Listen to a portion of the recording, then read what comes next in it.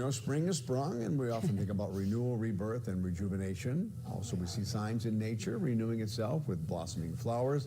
This is getting a little flowery for me. I tried. And animals courting to provide new offspring. And besides thinking about spring cleaning at your house, you might want to consider sprucing up your bond with your mate. Dr. Eileen from the Center for Sexual Health is in with a few tips on how to rejuvenate your relationship. It's kind of like spring cleaning. Yeah, sparking passion is what I want you to do. Go. Good morning, Eric. And you're saying that, you know, because a lot of times after you've been in a relationship for a long time, you forget about courtship. Yeah, courtship's really important. A lot of levels, we're just like the animals. We really crave courtship and being pursued.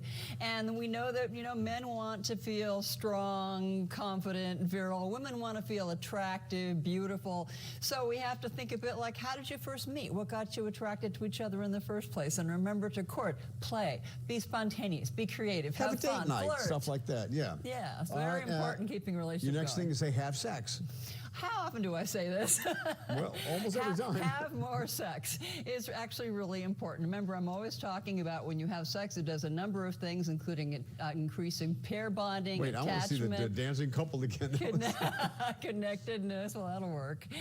When you have that, serotonin comes back up, which happens when you have less of the passionate, crazy, obsessive, kind of ruminative love. And instead, you get the oxytocin that comes with orgasms, and actually is in men's semen as well. And that causes attraction, pair bonding long term. So if you want to have safety, comfort, strong relationships, connectedness, attraction, have more sex.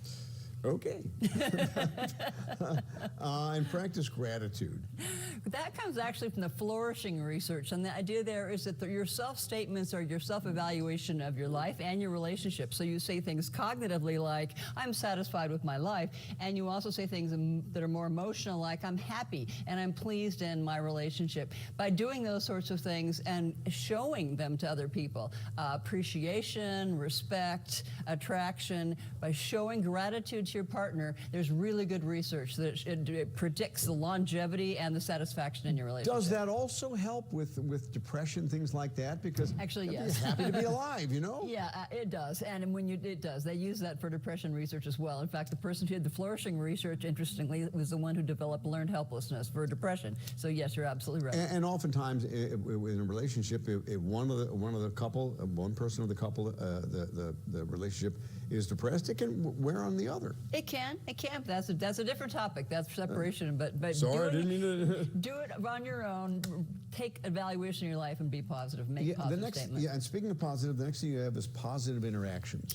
Yeah, we know that there's a very, very good predictor in the research with marital therapists. Do research to show that the more positive interactions versus negative in a relationship, the more longevity, satisfaction, fulfillment, and sexuality there's going to be in the relationship. So instead of doing what we all want to do, which is to get home and start griping and complaining about your day, you really want to try and focus on having positive interactions with your partner. In fact, when I do marital therapy, we use something called behavior exchange techniques, which means that you actually have them trade little tickets back and forth, the things they can do to make each other happy. Increasing the happiness and the satisfaction and the rewardingness of being in the relationship is going to increase the likelihood of you staying together. Well, and that takes a lot of thought, because sometimes you just have a rotten day and you come home and you want to share it with your spouse. I don't mean never, but I mean make an effort to the same things that got you together in the beginning. If that person had been grumping the whole time you dated, you probably would have got enough, okay? You want to be positive. Well, she married me anyway, so it must have worked. And prioritize, have each other's back. That's a very important one. Remember, I'm always talking on the show about you. The primary diet is the two of you. The couple is an impenetrable bond. You can't allow splitting. You stick together. Everybody else, including children, family, yeah, and they friends, do say that. That's important. It is. When a spouse is together, when two people are together in a marriage or whatever, and they have a child, they don't want to split. No. Right? Don't let them split. Kids are super splitters. Kids will do that, yeah. So you want to have each other's back, is what I said.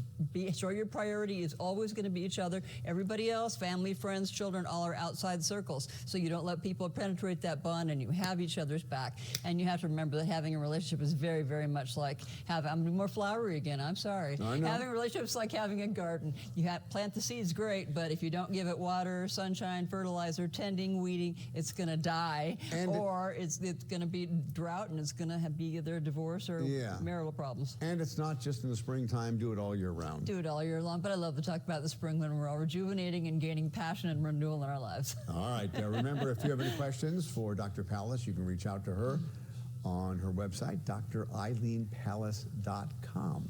Thanks, Eric. April,